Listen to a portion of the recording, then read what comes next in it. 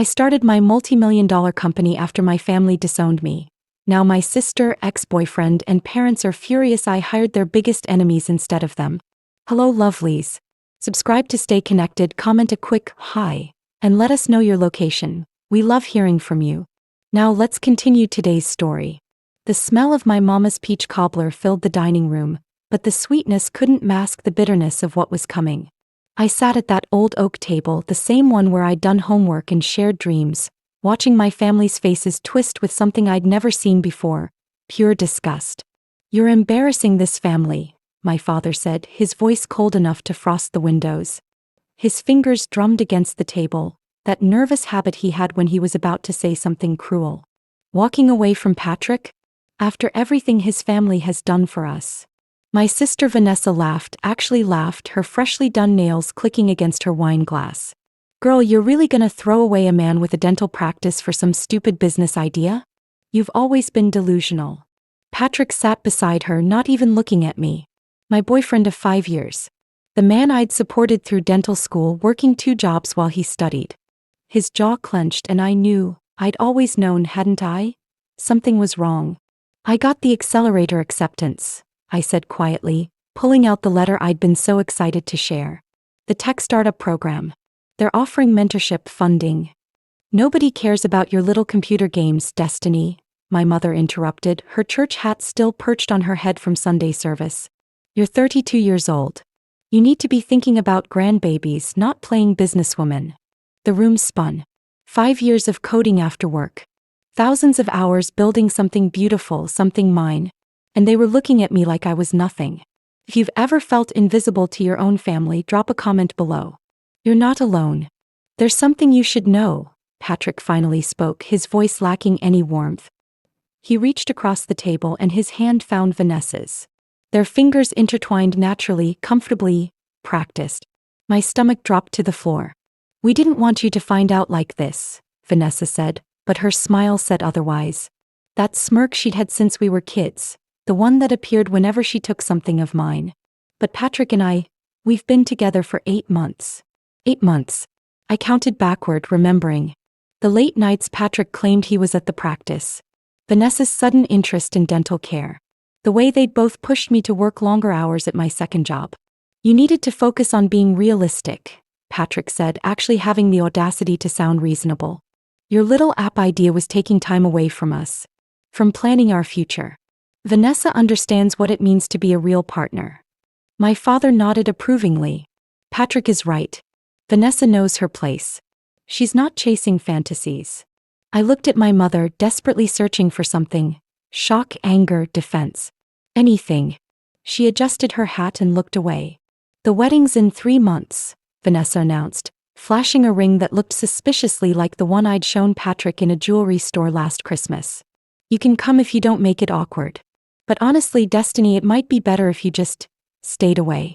Started fresh somewhere. This family's moving forward and you're just dragging us down." My younger brother James, 19 and usually silent, spoke up. "That's cold even for y'all."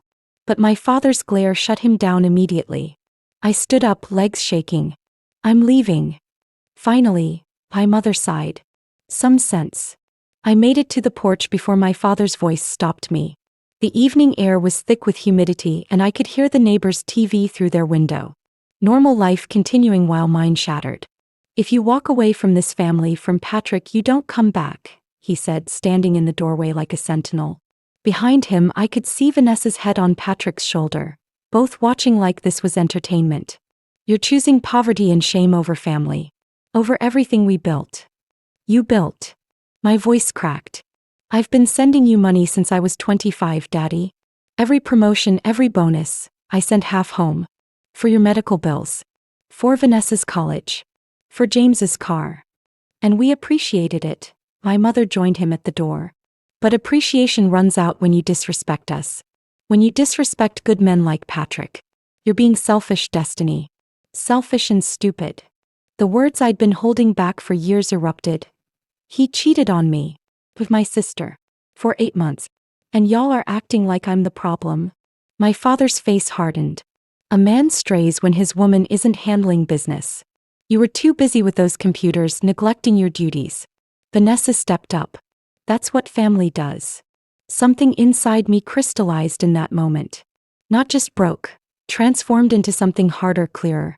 I pulled off the promise ring Patrick gave me junior year and dropped it on the porch. It made a small, pathetic sound as it bounced. Then I guess I don't have a family anymore, I said. Guess you don't, Vanessa called out sweetly. Don't come crying back when you're homeless.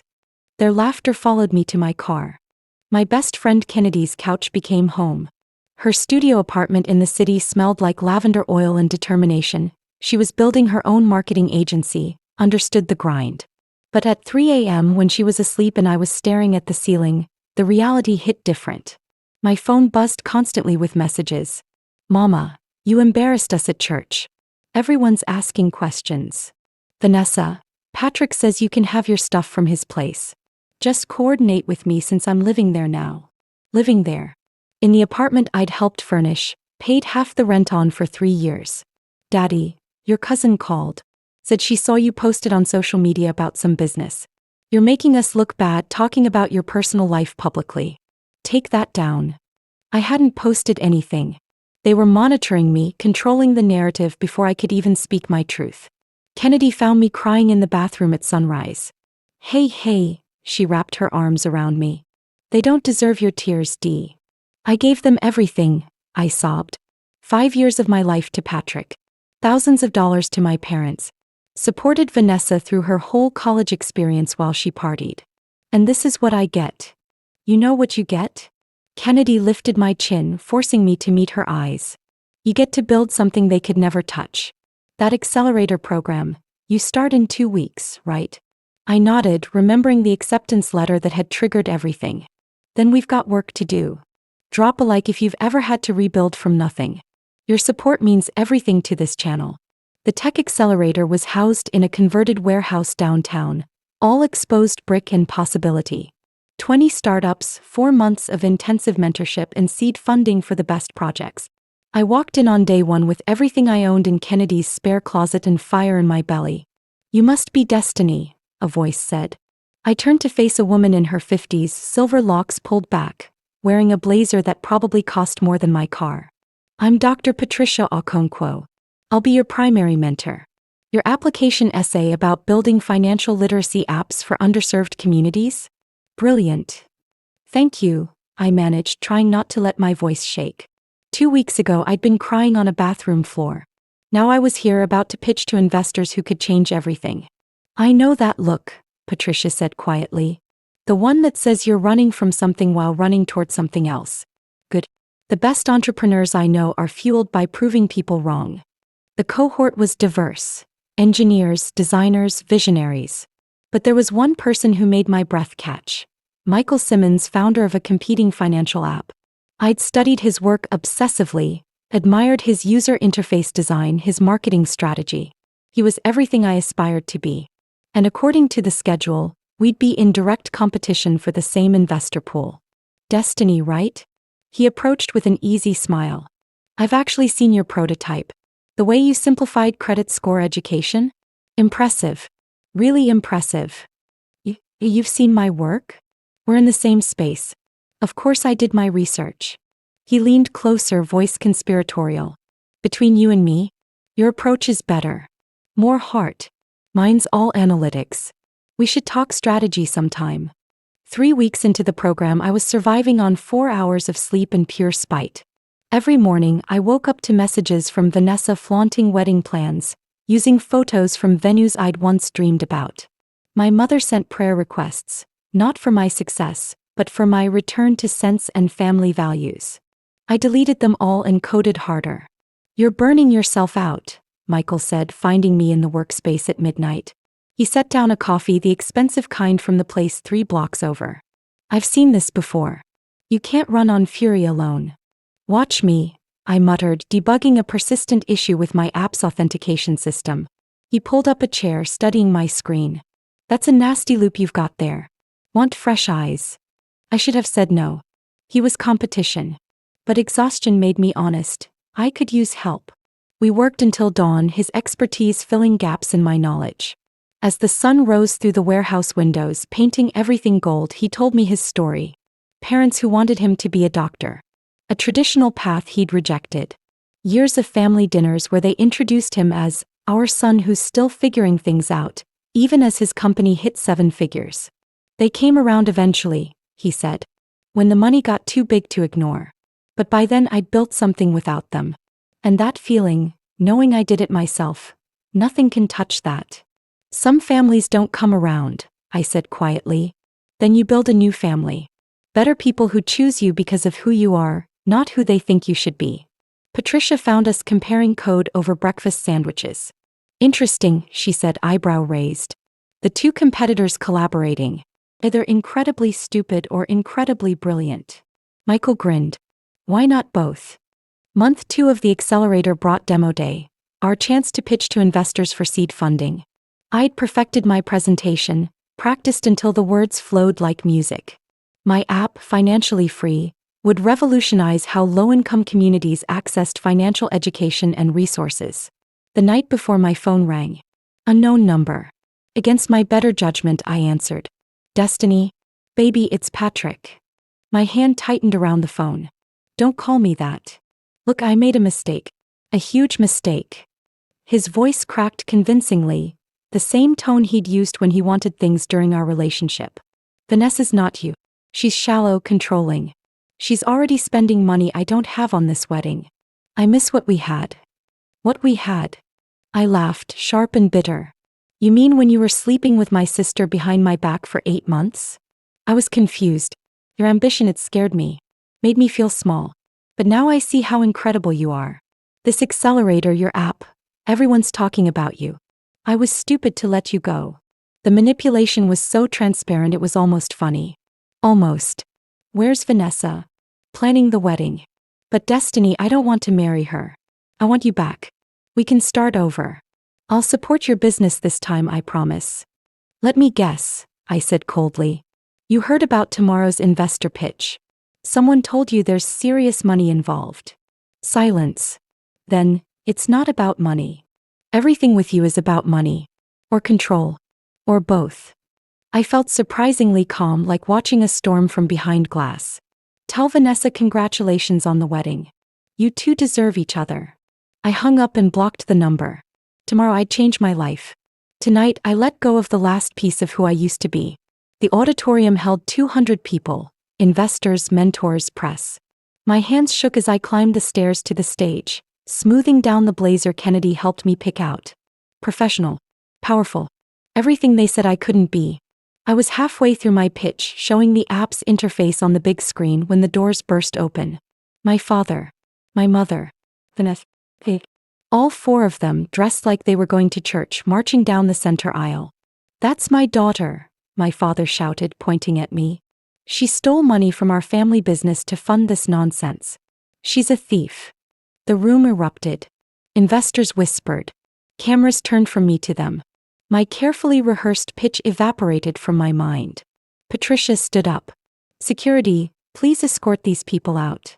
We're her family, my mother shrieked. She owes us. Everything she has, we gave her. This app, these ideas, she developed them on our time with our resources. It was a complete lie.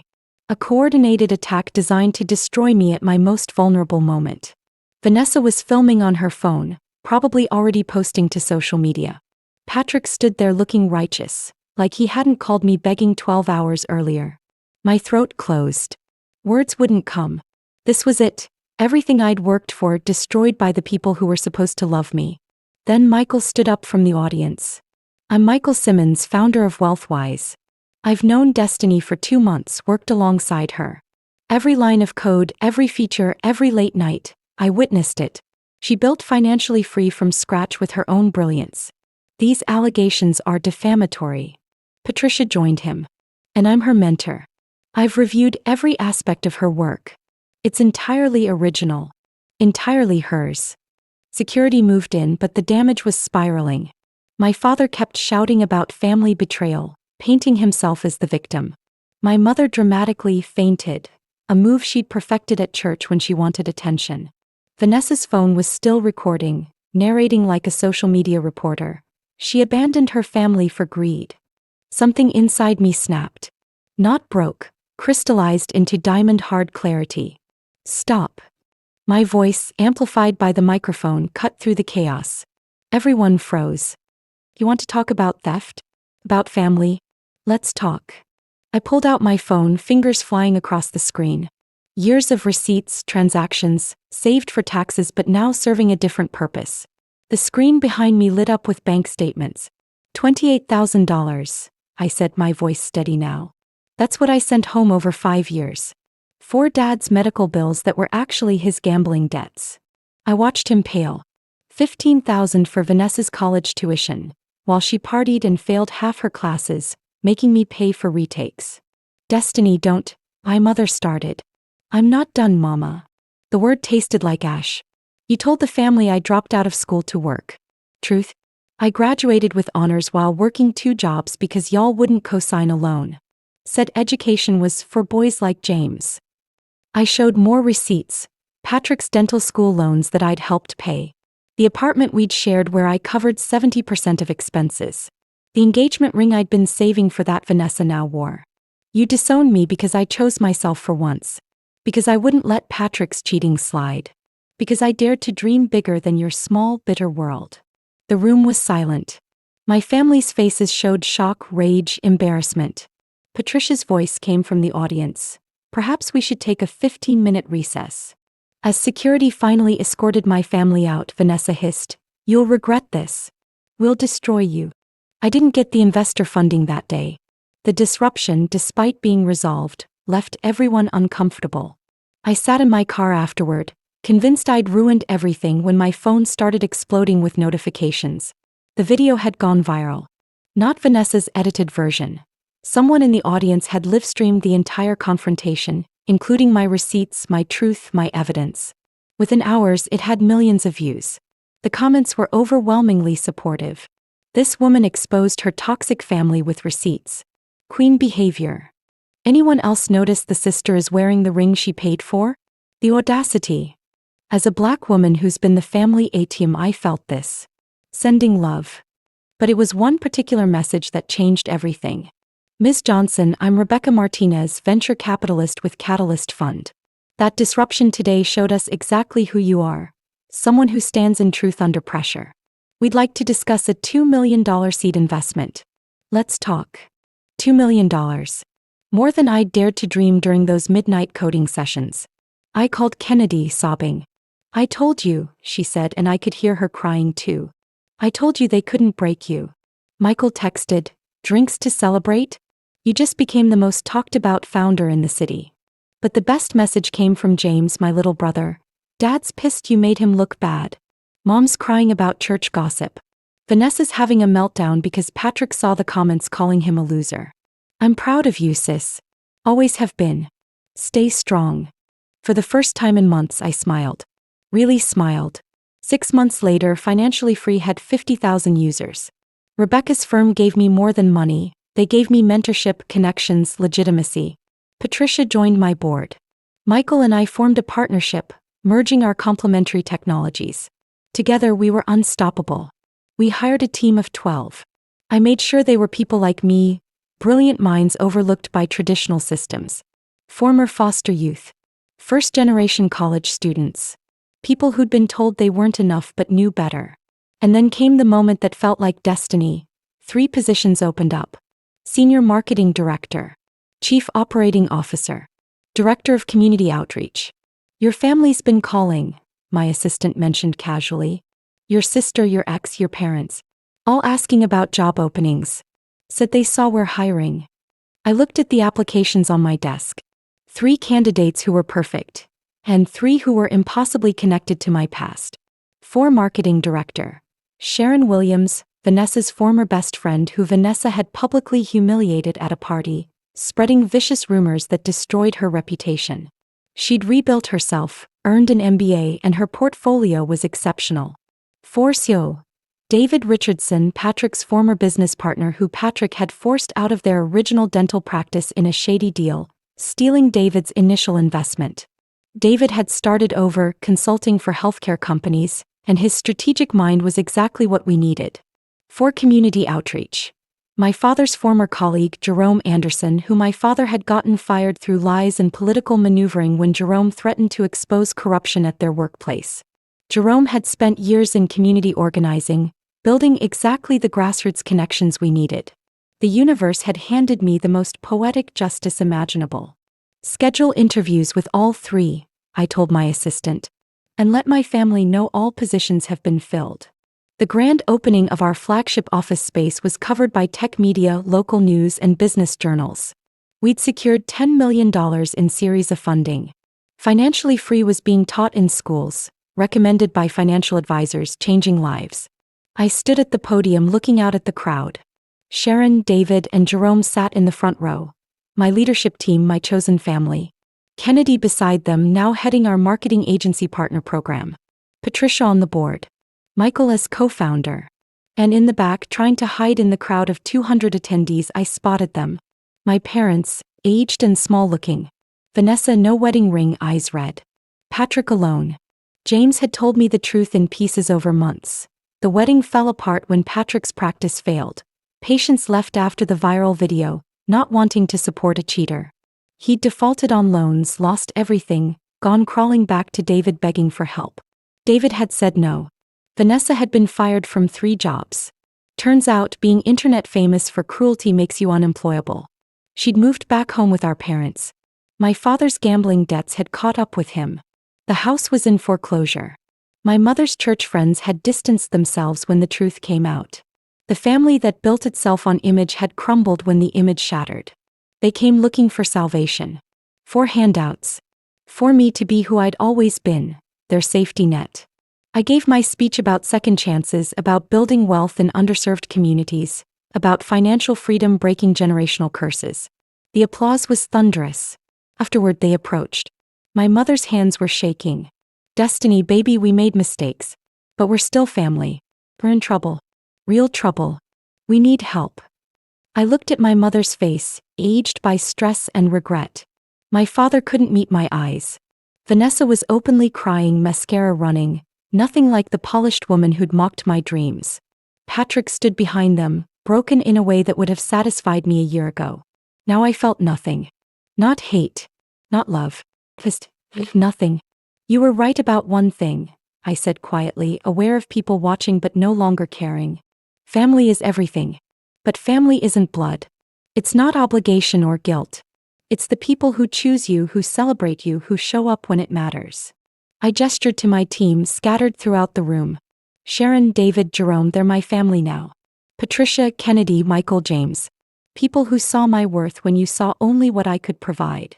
Please, Vanessa whispered. We're losing everything. The house, our reputations. I'm sorry. We're all sorry. I know you are, I said, and I meant it. You're sorry you're facing consequences. Sorry your cruelty was exposed. Sorry your safety net removed itself. But you're not sorry for what you did to me.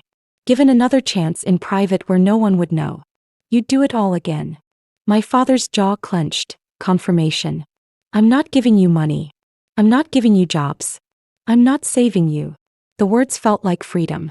But I'll give you what you never gave me. Honesty. You broke me. Disowned me at my lowest point. Told me I was worthless, stupid, selfish. You were wrong about all of it. I pulled out an envelope. Not money but information. Resources.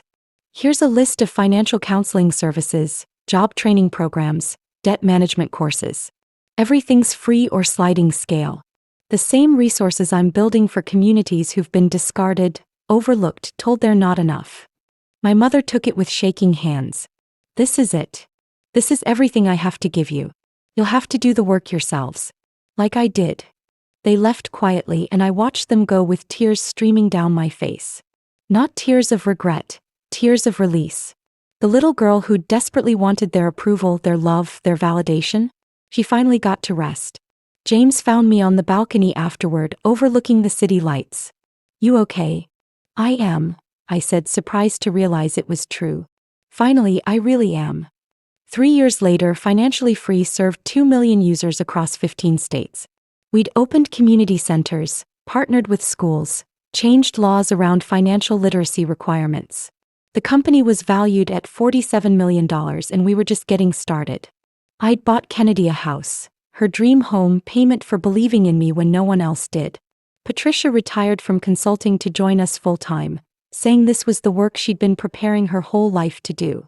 Michael and I built something bigger than either of us could have alone, proving that collaboration beats competition when hearts align. Sharon, David, and Jerome became not just employees but friends, siblings, family in every way that mattered. We shared dinners, celebrated milestones, showed up for each other through breakups and breakthroughs and everything between. I heard through James that our parents lost the house, moved into a small apartment. Vanessa worked retail, slowly rebuilding a life. Patrick left town, started over somewhere else. They survived, humbled, learning too late that love isn't obligation and family isn't ownership. Me. I think about that dinner table sometimes, the smell of peach cobbler and the taste of rejection. I think about the girl who cried on Kennedy's bathroom floor, convinced she'd lost everything. She didn't lose everything. She lost the weight of people who only loved her utility. She lost the burden of being someone's safety net, someone's backup plan, someone's disappointment. And in losing them, she found herself. I built my empire not in spite of being disowned but because of it. Because rock bottom gave me solid ground to build on. Because their rejection taught me that my worth wasn't determined by their approval.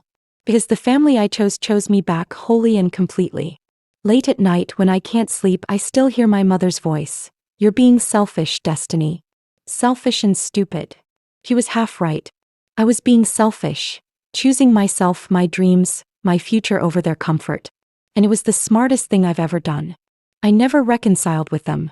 There was no tearful reunion, no apology that made it better, no redemption arc where love conquered all. Some betrayals don't heal. Some families don't deserve second chances. Some stories don't have fairy tale endings. But they have true endings. Real endings. Endings where the protagonist survives, thrives, and builds something beautiful from the ashes of what tried to destroy her. The last time I drove past my childhood home, now owned by strangers, I didn't feel sad. I felt grateful. For the lesson they taught me, that I was always enough even when they said I wasn't. Especially then. My empire stands as proof, not for them but for every person who's been discarded by people who should have protected them. You don't need their permission to be extraordinary. You don't need their approval to succeed. You don't need their love to be worthy of love. You just need yourself. And maybe if you're lucky you find others who recognize your light and help it shine brighter. That's not a consolation prize. That's the real treasure. I built my multi-million-dollar company after my family disowned me, and I hired their biggest enemies not out of spite but out of recognition. Recognition that the people they'd discarded, dismissed, and destroyed were exactly the people who understood what it meant to rise from ashes. We built something they could never touch. Not because they weren't invited but because they didn't have what it takes. The courage to believe in people who believe in themselves. I'm 35 now. Successful beyond my wildest dreams. Surrounded by love, respect, and genuine connection. And I finally understand what my mother never did. Family is everything. But family is a choice, not a chain. I chose freedom. Ich chose myself. I chose right. If this story touched you, if you've ever had to choose yourself over toxic family, if you're building your own empire from the ground up, subscribe to this channel. Share your story in the comments. You're not alone. We're a family here, the kind that actually shows up. Drop a like if you believe in second chances. For yourself, not for people who never valued you. Hit that notification bell because next week we're talking about turning betrayal into breakthrough. Remember, you don't need their permission to shine. You just need your courage. Stay strong. Stay focused. Stay free.